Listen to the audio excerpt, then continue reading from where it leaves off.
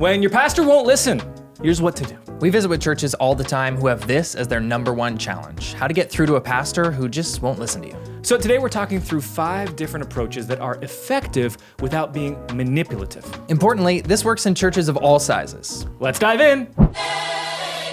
Well, hey there, and welcome to the Pro Church Tool Show. We're here to help you and your church navigate the biggest communication shift in 500 years. I'm Brady Shearer, your host. I'm joined as always by my co-host. His love language is acts of service. His hate language is touch. It's Alexander Mills. Hello. I've spent the last couple of weeks in Southern California. Got to visit a couple of churches. Cool. And one of the churches that I visited was a church plant, 150 or so. Another church that I visited was a church that had been in the area for several decades. Recently, new pastor was installed during COVID, and they have since seen dramatic growth as they changed leadership styles. That church is running, in the multi-thousands each weekend. And it's interesting because when you sit down with these leaders, and we were nice enough to share a meal with each of share of leaders from the team, you observe challenges that are different with different church sizes. And yet, one thing remains the same. There are struggles that are universal to all churches. One such struggle is getting senior leadership on board with your ideas. And so that's what we want to tackle on today's podcast. In terms of differing challenges, example from the conversations that I had, smaller churches, they often struggle with, just generating momentum, or they're seeing momentum, but they're still in that phase where they're pushing the boulder up the hill a little bit. And then you have the other side with a church that had done that for decades or many seasons, and now they're in the period where, to change metaphors, it's no longer a boulder, it's a snowball. It's going down the hill. Famously, lots of snow in SoCal, going down the hill, and it's accumulating so much momentum that you look internally at your systems and it's just chaos. Sure. Man, it is so great. There is so much life change happening. There is just this feeling of effervescence when you step on the campus because of the electric energy. But at the same time, wow, nothing is working behind the scenes as smoothly as we would like. Things used to work so smoothly because there were fewer people. And so we could exert just kind of white knuckle energy to keep all of the chaos within boundaries. And now there's just so many people and it's just all falling apart. So different challenges, different sizes of churches, different seasons. And yet the problem of people like you, Senior leadership, remains. So we're going to talk through some solutions. We've got 5 of these solutions, all inspired by the conversations that I had with these churches. We've talked about this before, maybe not every single solution in here. We've talked about ad nauseum, at length. And yet these are the conversations that come up again and again. It's these interpersonal discussions and challenges. So let's get into the very first framework. The first one, the principle of congruency. In all the things we're about to discuss, convincing your pastor is not about tricking them into seeing things your way or manipulating them into getting what you want. That's the last thing that we are pursuing here. What we're pursuing is fulfillment of mission. And in a perfect world, it would be your senior leader who is the greatest champion of the mission. But we are all humans. And what happens is, invariably, we put our own interests ahead of the mission, sometimes without even knowing it, or perhaps more likely, we might even put our own limits ahead of the mission. Ideally, we could do this, but my limits are as such, and so we cannot. Or ideally, we would do this, but the resources don't afford this. Or a pastor might just be speaking a different language than you are. And, in our most recent episode, we talked with Ryan Burge, and we discussed the only growing denomination in the American church, that being AOG, and then non-denom. It's funny, I talked to both these churches, so what denomination? Well, we got AOG roots, but we're not anymore. We're non-denom. It was all kind of the same thing. And the idea is there's this one type of church that's growing. The interesting thing is that the ages of pastors in these churches is also growing in the wrong direction, meaning pastors are getting older and they're not being replaced. And the average age is upper 50s. And so if you have people in church that are listening to this episode, likely they're maybe in our age range, right? And so you have 2 different eras of people that grew up in different times, and now they're trying to speak and tackle these issues where sometimes you just don't have the same language. And so the principle that I always put forth is this idea of congruency. Because what interestingly happens is pastors will treat the pulpit one way and they'll treat digital in a different way. So here's one example that happens again and again. A pastor will say, I don't want to be on social media front and center very much, if at all, because it gives off the feeling that I want to be the person front and center. Put the spotlight on me. I'm the pastor. I'm the most important person. Sure. And then I'll say to them, okay. Or they'll say like, oh, I'm not good at that. Sure. You know? Which I think is just an excuse. Right. They say these things, and then you'll say, okay, but if you look at the programming of our service, the greatest portion of time is spent with a singular person on stage with a literal spotlight on them. Yeah, and so you are good at that. You are good at public speaking. You are good at being in front of, speaking to a crowd, speaking to an audience. So in the attempt for congruency, this is what we're talking about here. Right, there's the skill congruency, and then there's also the missional congruency. Yeah. It would actually be incongruent for you to not be present on social, because at the end of the day, we want people coming into our churches to experience life change. Online is a gateway for in-person. And so if online looks dramatically different than in person, we're actually doing a disservice to the church. Yeah. Because we're not providing people with the right, accurate first impressions. And so in this conversation with a pastor, I always try to get back to congruency, because what it can do is it can help them have these eureka moments where they realize, oh, okay, if we're doing this in person one way, it would make sense to do it online in the same way. Yeah. That doesn't mean we must do it the same way, but at the very least, we have to interrogate why we would not do it the same way. And now we can start to peel back the layers of the onion to see that maybe it's not about mission, but it's about method. And at the end of the day, it's always mission over method. You know, when we talk about church, Eugene Peterson famously says, when asked how to pick a church, he says, well, pick one and stay. Because he pastored long enough to know that like churches are inevitably made up of people. And so the same interpersonal conflict or struggles or things that you're going to have to navigate at one church, you're going to have to navigate at every other church, because churches are just, at the end of the day, they are made up of people. And so when it comes to working with senior leadership and having these conversations, that's what's imperative there, is acknowledging that this is interpersonal communication at the base layer. And then because we belong to an organization, a church that very likely has explicit mission and vision, mission and values, we can always, in an effort to find congruency, we can always tie what we're bringing to the table to those things. Say, hey, I want to do this online, or I want to do this on social, or I'd like to give this a try because it aligns with our mission. We have it on the wall, we have it in the bulletin, we have it on the headline of the website. We believe in this, seeing more people take more next steps in their journey with Jesus. And I believe that this new effort online is actually congruent with that. And when we frame it that way interpersonally with a senior leader who may be a little bit older than us, who may not speak the same digital vernacular, or at least not as easy as someone like your age or mine, because maybe they're not a digital native, that really helps bring everything onto a level playing field. You're talking about the same common denominator at that point. And I'm starting to see this happen for the bulk of my life, for the duration of my leadership in church. I have been the person speaking to the older leader and trying to translate what I'm suggesting to language that makes sense to them. And now what I'm seeing is the generation behind me having to do that for me. Right. So we will get to that point if we are not already there. Well, we'll need younger leaders to explain, here's why we're doing this. One such example is the aesthetic of how photography is being designed. So our aesthetic from the millennial generation was, maybe we wanted things to have like a cinematic feel. That was the word of our generation, cinematic. And it got so overdone to the point where there was like an anti-cinematic thing, or we're like, well, what actually is cinematic? But that was like the pervasive word. And a tool like Unsplash, which was unlimited stock photography, had all their frames graded where it looked like movies, not the previous generation stock photo aesthetic, which was like iStock photo, where everything was like glossy, perfect, manicured. Now, what is genuine for the next generation is photos that are taken on phones with no grading whatsoever. Because what people intuit from that is that this was not altered in any way. This is real. This was taken on a phone because I know what a phone's photo looks like, which must mean this is more trustworthy. This is genuine. This is authentic. If you want to color something to look like a movie, what could be less genuine and authentic as that? So this is the great paradox and irony. What is genuine to one generation is inauthentic to another. Yeah.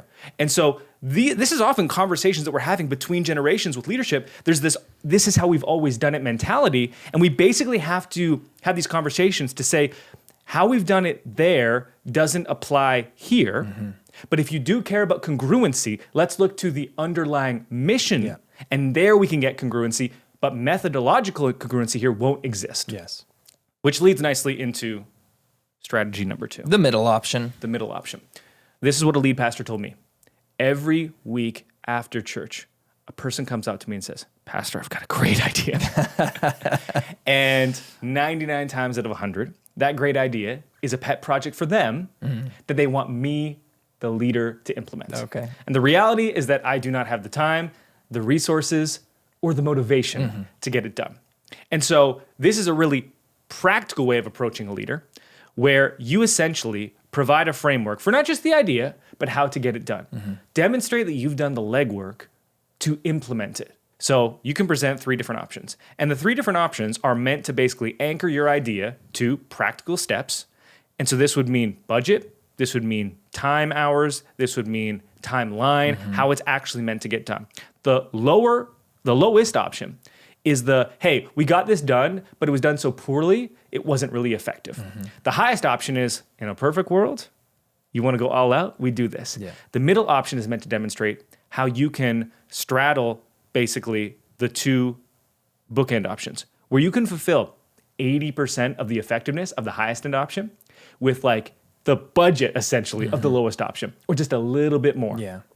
And what this is meant to show is, 1, I've done the legwork on this creative idea. I'm not asking more from you. And 2, I acknowledge that resources are not unlimited in this ministry.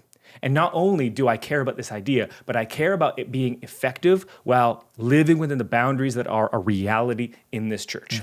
What will set you apart in a conversation now is that you are basically fixing the problems with every conversation that a leader has on the weekend when someone says, I want you to do this, where they have no understanding of the real boundaries of the church. And they also basically want to pass off the burden of time and energy. You're on staff, Pastor, so this is kind of like up to you to do. If you can remove 2 of those things, suddenly you are becoming a trustworthy person in the church.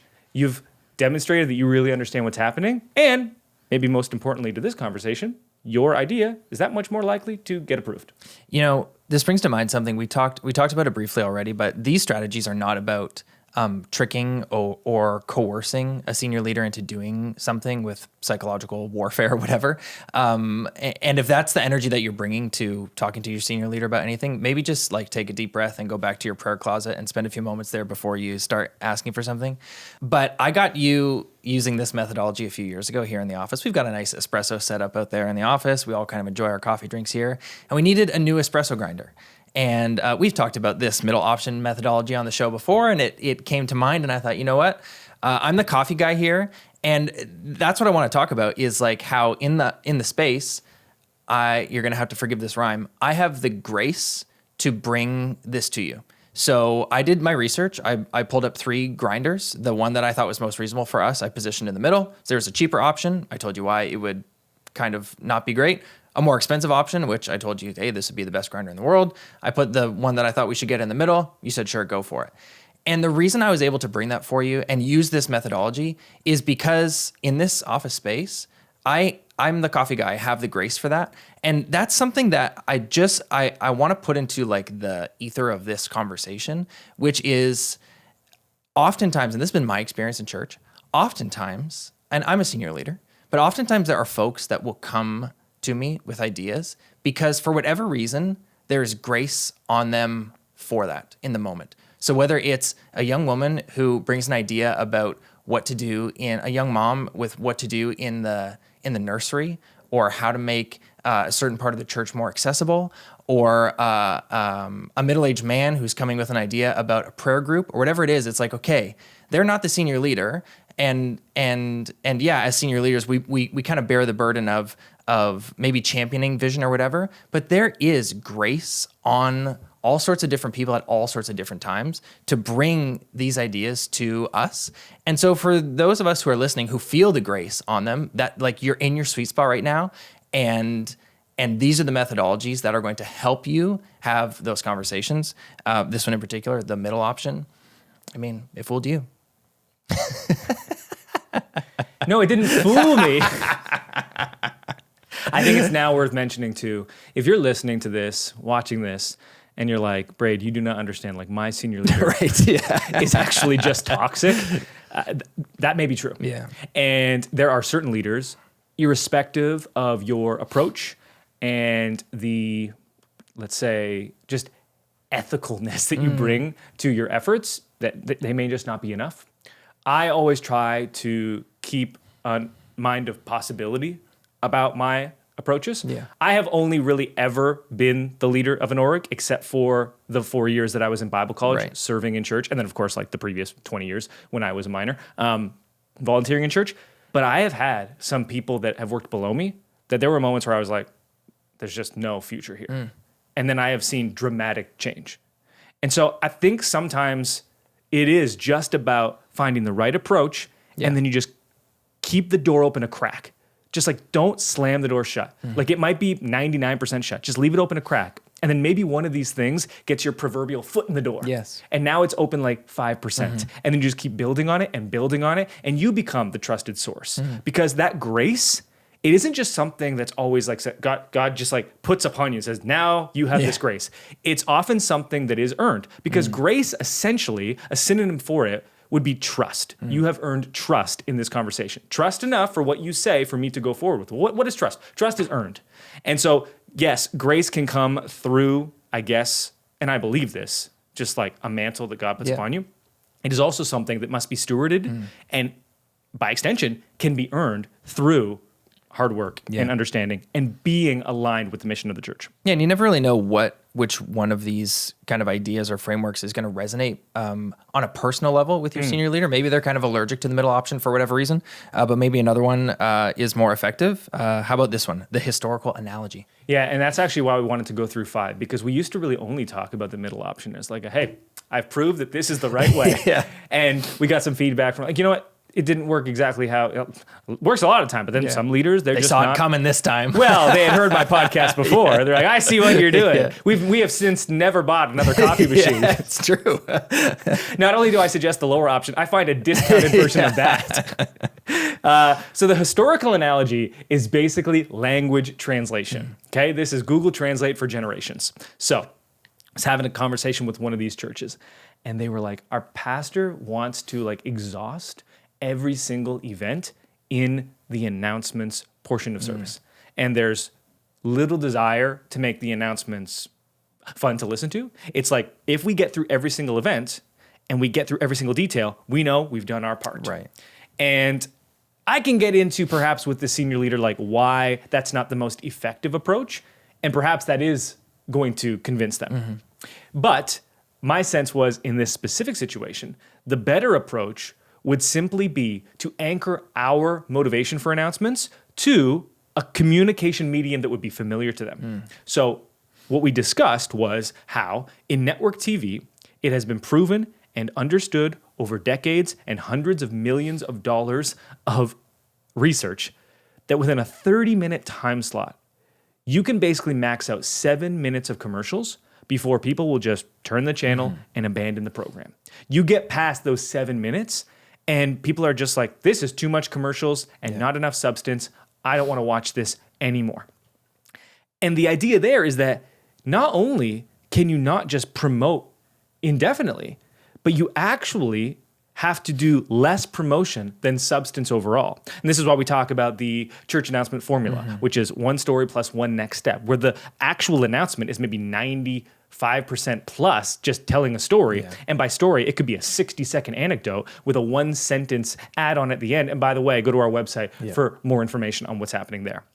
That is the analogous example to what a commercial within television would be.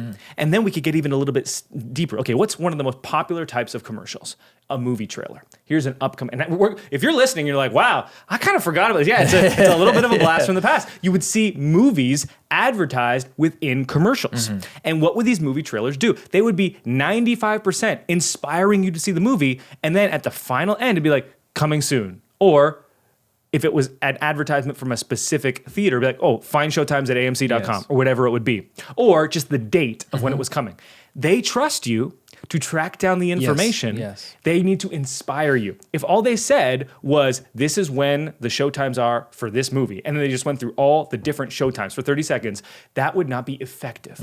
And at the end of the day, it's not our job to just share information. Yeah. It's our job to get people to respond to information. The mission is to see next steps. The mission is not to just say, hey, we communicated everything. That's on them to respond. No, eventually you have to look in the mirror and say, these are the numbers. It doesn't matter what we say, people don't seem to respond. And what I emphasize to this church, and what I think is worth emphasizing to everyone listening, is that we are talking about some of the most difficult things in the world of communication to do. If you think about commercials, think about what has happened in at least stateside commercials. Every single commercial has a celebrity endorsement. Now, we don't really have that in Canada and much of the rest of the world. Most of our celebrities, are pseudo-Americans. First of all. They leave here as soon as they can. First of all. Like, it doesn't, you're watching something, it's, oh, it's William Shatner again, like advertising something. Why? Because it was discovered that one of the best ways, at least in that culture, to just instantly garner attention was just have a famous person. Yeah. Basically take something that's familiar to them as the entry point to then promote the thing. And it was understood that without a celebrity endorsement, you would have a much more difficult time of getting people to respond to the commercial. So that same approach needs to be taken in church. Like, we can't look at ourselves internally and just say, you know what, we're different.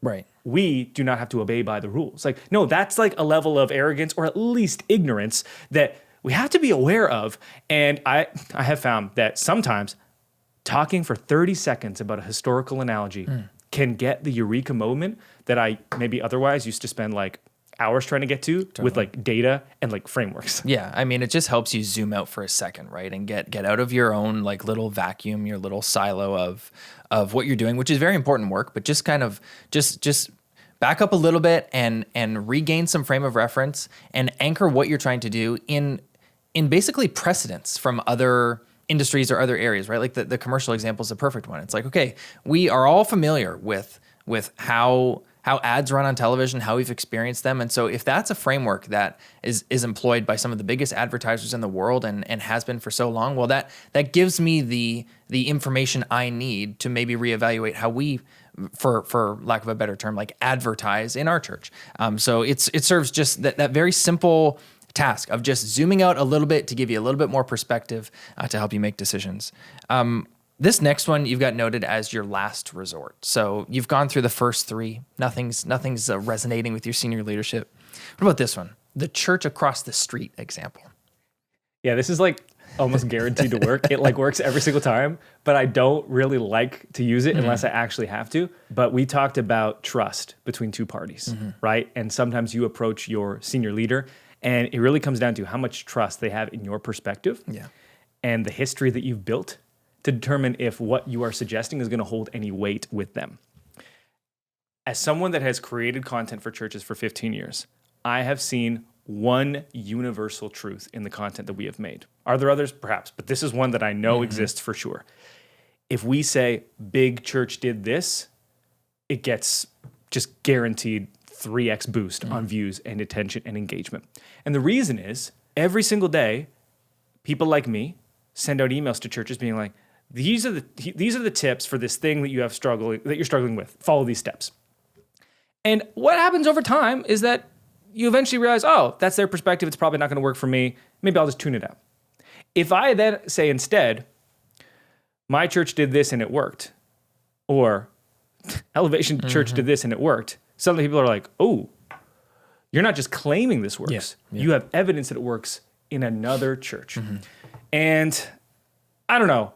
It kind of feels like maybe I'm just wishful thinking here, and I would want a senior leader to respond to maybe the previous examples, like, oh, right. Look, this will fulfill the mission of our church. Yeah, missional values. Yes, I'm willing to put in the legwork myself. Like, yes, let's talk about like historical analogies. Like, well, actually, the church down the street did it, and they're bigger, and you want to be like them. And so, and this is how we see certain trends perpetuate that are like even negative trends. Like, we've spoken very openly about how we just don't believe that church apps for 99% of churches make any sense. Maybe one day an app will come out that perfectly works with your website, and it's basically an extension of your website, but we still don't really have that. We have apps that are their own thing, websites their own thing, everything's siloed, to use a word that I love that you just used recently. And when nothing works together, we're like, this is the silver bullet. And what happened? Churches were like, that church has an app.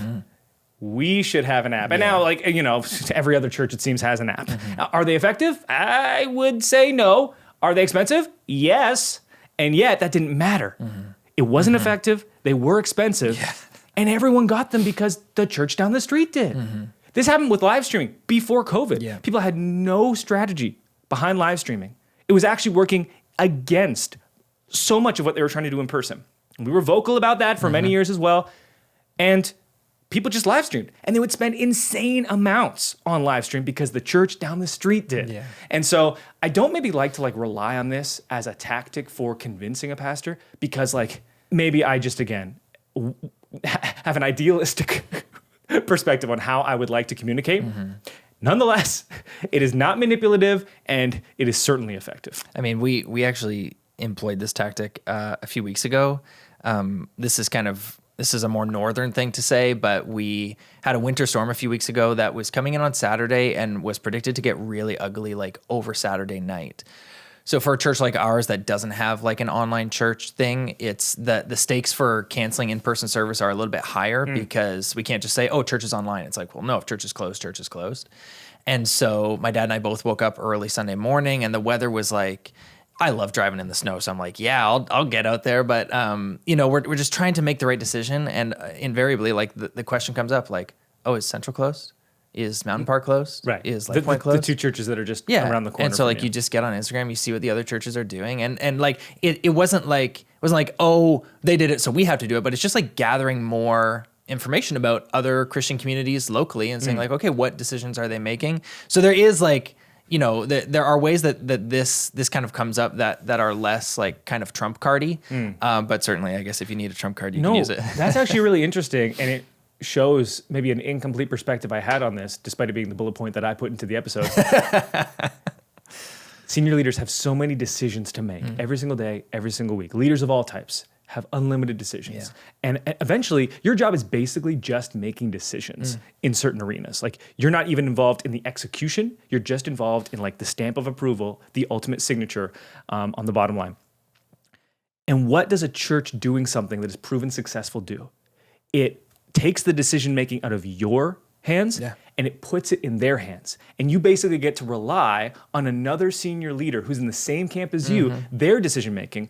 Presumably, they've done the legwork, they've done the research, they've weighed the pros and cons, and they went forward with it. And so I'm going to actually just lean on that and allow that to be my decision maker. Yeah, a lot of our churches made decisions that way in COVID too. Like you mentioned COVID, and we didn't do live streaming in the way that other churches did, but it was up here in Canada, the restrictions on in-person services were a little bit more strict than they were in other places. So some of our in-person services were delayed for a lot longer than other places, and we were making the same decisions, looking around at other churches locally, what kind of choices are they making? Why? How are they serving communion? This, that, and the other. Yep. And so this is why we talk about in the opening line to this show every week. We're helping churches navigate the biggest communication shift in the last 500 years, because what the internet has done is afforded us this opportunity to hop on Instagram and see what are these churches in Niagara doing, whereas 20 years ago, certainly 30 years ago, you really had no idea what the church down the street was doing unless you picked up the phone to find out. And so we do live in this digital age. We do have this information. And so there are ways to use it and leverage it there are holy ways to use and leverage it. I guess I could say it this way. It's funny. It's ironic as I say this. Every single church we visit, I feel like, and I say this with, it's very strange to hear it. We'll say, oh man, Brad, everything you publish, we just send to our pastor, or we just send internally. Oh, Brady said it, do it. And basically what they've put trust in me is that I've done the research and I've done the evaluation and my history in this space and working with this many churches, I've come to this conclusion, and that conclusion can be trusted. And so then they can move forward with that. You're gonna have to meditate on that a little bit. Well, and this, I had another conversation. We had lunch with a church, And then one of the pastors that we were having lunch with was like, hey, let's like go meet some other people. We meet these other people. And the guy goes, oh, by the way, I know who you are. And I was like, man, I would feel compelled to say the same thing. But like, I bet I was just thinking afterwards, I was like, if we were in like the opposite roles, be like, how do I let this person know that like I know who they are without it sounding like, hey, by the way, I follow you. And Yeah, like, totally. just like you know, two guys talking. So I was like, that's very kind of you to say. And he said to me, he's like, yeah, like I remember like you came across my feed and I said, oh, Matt Chandler follows this guy and Levi Lusko follows this guy. He must know what he's saying. There you go. There's the more social proof there, right? Exactly. Yeah. Which gets us into the fifth and final. This one's called the testimony. Yeah. So this is like evidence that you were right after the fact. Right. Well, we talked about grace already in this episode, right? You got to do this in a gracious way. Just no. like, see, I told you so. No. The Bible says we will overcome by the word of our testimonies. You don't. Right. You got to brush up on the scriptures. So I think what happens is sometimes you get your idea approved and you might not even have full confidence from your senior leader. And so what I always like to do is basically log any and everything from the digital world that puts a stamp on like, hey, our efforts are making a difference and impacting life change. One of the reasons for this, that I do this in the digital space, just I think it's more necessary, is because it is really hard to track. Here's what we did online or digitally, and here's how it translated to in person. So anytime I get feedback from someone, anytime I have a conversation with someone, anytime it's like, I want to document this, and then I'm just gonna like bring it up. It's, oh yeah, so what you next staff meeting, what were you working on? Oh yeah, so like it was the big project, we pushed it forward. By the way, we had some great feedback from it, and I'm just like gonna like lay it all out to basically just demonstrate that, hey, we made a difference with this. Not to prove that I was right, for the most part, but to say, hey, I know you trusted me with this. Yes, I know this was a risk for you, Pastor. I know you weren't fully convinced of this. I know you have to make decisions every single day, and sometimes you look back in hindsight and go, oh, that was a wrong decision. I wish I could have known that at the time. This was not a wrong decision. It was a right decision, and look at the fruit that came from it. Yeah, I mean, you mentioned trust earlier when we were talking about grace, and that's it, right? The senior leader goes out on a limb, likely, to say yes to one of these things you bring to them, and they've put a little bit of faith in you by showing them the feedback loop at the end and saying, hey, thank you, this actually worked. That helps like solidify and establish the trust that the faith, the hope was not disappointed in you. And now there's trust there, which helps both of you going forward, right? And it's actually not about either of you. It's about the mission and the vision of the church. And so the next time that you've got an idea, the next time that you have to navigate these interpersonal waters with senior leadership, you are starting a leg up because of the trust that you've kind of fortified there. And the church community is going to benefit because these decisions are not going to lag as long. You're going to get more energy and belief and likely resources behind them.